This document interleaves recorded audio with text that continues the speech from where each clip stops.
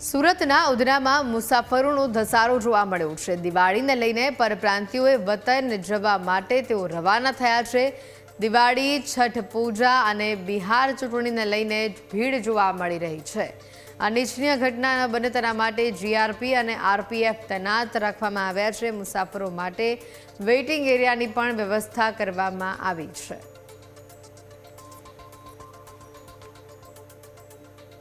અને આ જ અંગે વધુ માહિતી મેળવીશું। સંવાદદાતા અમિત અમારી સાથે સીધા અહીંયા જોડાયા છે। અમિત, અત્યારે જે પ્રકારે મુસાફરોની જે ભીડ જોવા મળી છે, રેલવે સ્ટેશન હોય, બસ સ્ટેશન હોય, પ્રકાશનું પર્વ નજીક આવી રહ્યું છે ને વતન જવાની વાટ અત્યારે તમામ લોકોએ પકડી છે।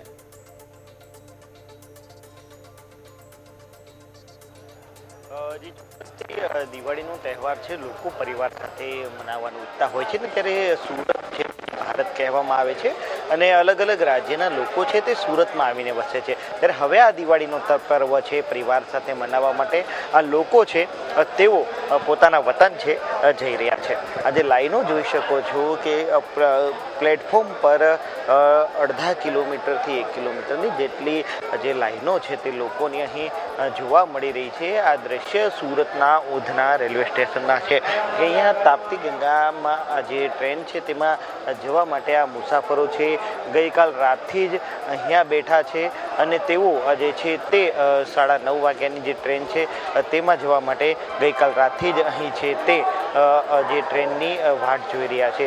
મહત્વની વાત છે કે આ પરપ્રાંતિયો છે તેઓ દિવાળીના સમયે જે છે પરિવાર સાથે વતન જતા હોય છે અને તેને જ લઈ સીધા દ્રશ્ય જોઈ શકો છો। કેટલાક લોકો તો છે પ્લેટફોર્મ પર જ આ પ્રકારે સૂઈ જાય છે અને ટ્રેનની રાહ જોતા જોવા મળે છે।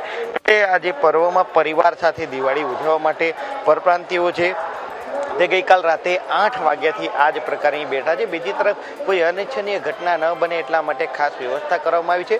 આ રીતે લાઇનબદ્ધ જ આજે તમામ જે મુસાફરો છે તેમને જવા દેવામાં આવી રહ્યા છે। 12 કલાકથી જે લોકો છે તેઓ રાહ જોઈ રહ્યા છે। અહીંયા કેટલાક મુસાફરો છે તેમની સાથે પણ વાતચીત કરવાનો પ્રયાસ કરીશું। ભાઈ, આપકા નામ क्या है? बबलू कुमार। बबलू जी, कितने घंटे से यहाँ पे? वो हम लोग शाम को नंबर लगाए हैं। कहाँ पे जा रहे हैं? वो जा रहे हैं मऊ। और परिवार के साथ दिवाली मनाओ?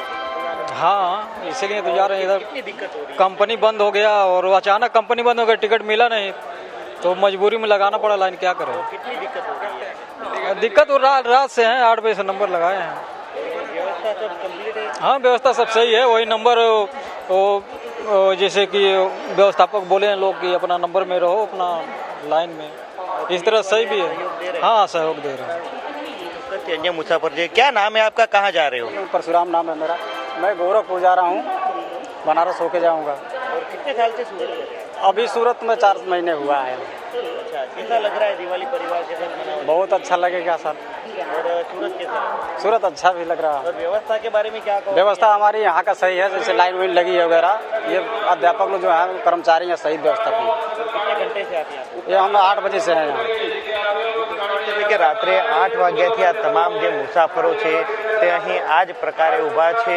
મહત્વની વાત છે કે કેટલાક લોકો તો પોતાના પરિવારના જે નાના નાના બાળકો સાથે અહીં આવ્યા છે અને આ દ્રશ્ય જોઈ શકો છો કે બાળકો પણ અહીં આજે રેલવે સ્ટેશન પર ગઈકાલ રાતથી જ આ પ્રકારે બેસેલા જોવા મળી રહ્યા છે અને આજે તમામ જે લાઈન જોઈ રહ્યા છો જે પ્લેટફોર્મ પર સીધે જે જ્યાં નજર પડે ત્યાં લોકો જ લોકો દેખાઈ રહ્યા છે। પરંતુ રેલવે પ્રશાસન દ્વારા જે પ્રકારે વ્યવસ્થાઓ કરવામાં આવી છે તેને લઈને લોકોને કોઈ પણ પ્રકારની અગવડતાઓ છે તે પડી રહી નથી અને તેને જ લઈને આજે લોકો પણ છે તે પણ રેલવે તંત્રનો અને પોલીસનો આભાર માની રહ્યા છે।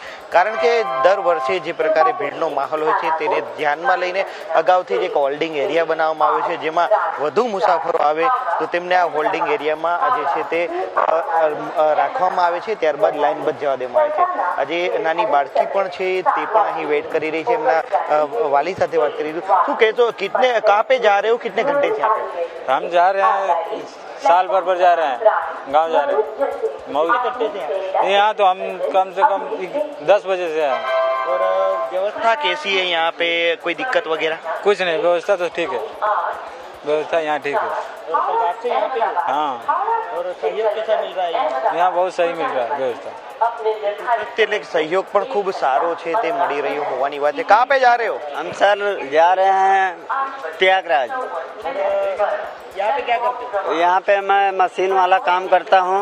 ये सबसे अच्छा लगा मेरे को ये गुजरात। सलाम मारता हूँ गुजरात को। और क्या कहोगे वतन में जाओ? वो वतन पे वहाँ पे घर पे जाऊँ के बोलूँगा कि सबसे बेटर नरेंद्र मोदी इधर का।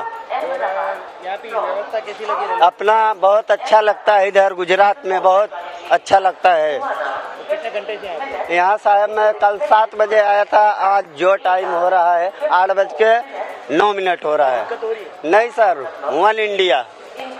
ચોક્કસથી એટલે કે પરપ્રાંતિયોનો આજે એક વિશ્વાસ પણ છે ગુજરાતમાં, કારણ કે તેમને રોજગારી આપનારું આજે સિટી છે અને તેને જ લઈ લોકો પણ ઉત્સાહિત જોવા મળી રહ્યા છે. આ સીધા દ્રશ્ય જોઈ શકો છો કે આ જ પ્રકારે લાંબી લાંબી લાઈનો છે તે અહીં જોવા મળી રહી છે અને લોકો છે તેઓ વતન જવા માટે ખૂબ છે આતુર થઈ રહ્યા છે. અન્ય એક વ્યક્તિ સાથે વાત કરીશું. કહાં જા રહે હો? કિતને ઘંटे से आप हो?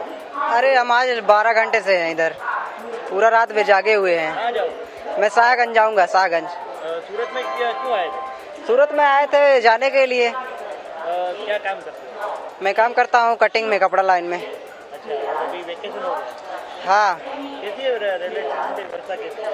व्यवस्था कैसी है? इतना भीड़ है, ट्रेन एक जा रही है, व्यवस्था कैसी बताऊँ? क्या क्या प्रशासन से क्या चाहिए? प्रशासन से यही करना चाहूँगा कि एक ट्रेन नहीं, कम से कम 2-3 ट्रेन होना चाहिए। इतना जनता है, एक ट्रेन से आदमी कैसे जाएगा? कितने घंटे से लोग परेशान?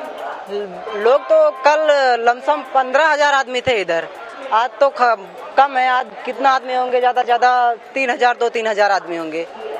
तो आदमी मतलब कैसे जाएंगे इधर से? कम से कम 2 गाड़ी या 3 गाड़ी होनी चाहिए पर्सनल जाने के लिए। ચોક્કસથી એટલે 2 થી 3 ગાડીઓ છે તે હોવી જોઈએ તેવી પણ એક માગણી થઈ રહી છે, કારણ કે જ્યારે આ લોકો જે પરપ્રાંતિયો છે વતન જતા હોય છે, ઉત્તર પ્રદેશ બિહાર જતા હોય છે, તે જ સમયે તેમને છે અહીંયા જે ખાસ કરીને જે પ્રકારે આ જે વ્યવસ્થાઓ જાળવી રાખવામાં આવી છે તેને જ લઈને અહીંયા આ જે લોકો છે તે અહીંયા બેઠા છે. બીજી તરફ આરપીએફ દ્વારા સતત અહીંયા જે રાઉન્ડ છે તે પણ લગાવવામાં આવી રહ્યા છે અને જે કોઈ પણ પ્રકારની અનિચ્છનીય ઘટના ન બને તે પ્રકારે કામગીરી છે તે અહીં કરવામાં આવી રહી છે.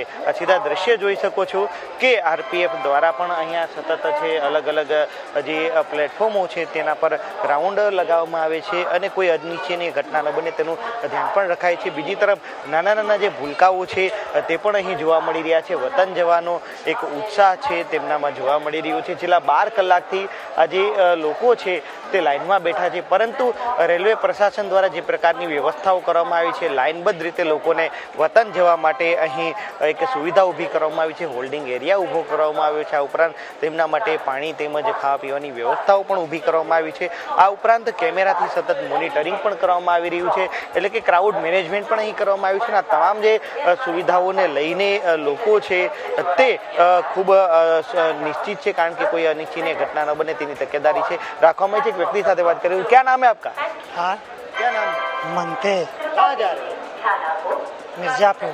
कितने घंटे से यहाँ? हाँ, कितने घंटे से यहाँ? कल का है, काले के यहाँ है। कितनी दिक्कत हो रही है? अब ये बैठ रहे हैं, यहाँ गाड़ी जो नहीं रहे। क्या कहोगे प्रशासन? कहेंगे सर जी यहीं बैठ रहे हैं, अब क्या कहेंगे जी? એટલે કે જે વ્યવસ્થા છે તેને લઈને પણ વાતચીત કરી રહ્યા છે કે વ્યવસ્થા થોડી વધે તો તેમને તકલીફ ના પડે. આ પ્રકારની જે વાતો છે તે પણ જે મુસાફરો દ્વારા કરવામાં આવી રહી છે અને જે પ્રકારે ભીડ અહીં જોવા મળી રહી છે તેને લઈને જે લોકો છે તે ડિમાન્ડ કરી રહ્યા છે કે વધારે ટ્રેનો છે જો અહીંયાથી ઉપડે તો તેમને મુશ્કેલીનો સામનો ન કરવો પડે ને 8 થી 10 કલાકથી આ લોકો છે વેઇટિંગ કરી રહ્યા છે અને હજુ પણ મુસાફરોની સંખ્યા દિવસો જેમ દિવાળી નજીક આવશે તેમ વધશે ને તેને લઈ ક્રાઉડ મેનેજ કરવું પણ હજી તંત્ર માટે મુશ્કેલ થતું હોય છે, પરંતુ હાલ જે તમામ પ્રકારની વ્યવસ્થા છે તે તંત્ર દ્વારા કરવામાં આવી છે અને લોકો પણ તંત્રની કામગીરીને લઈ સંતોષ વ્યક્ત કરી રહ્યા છે.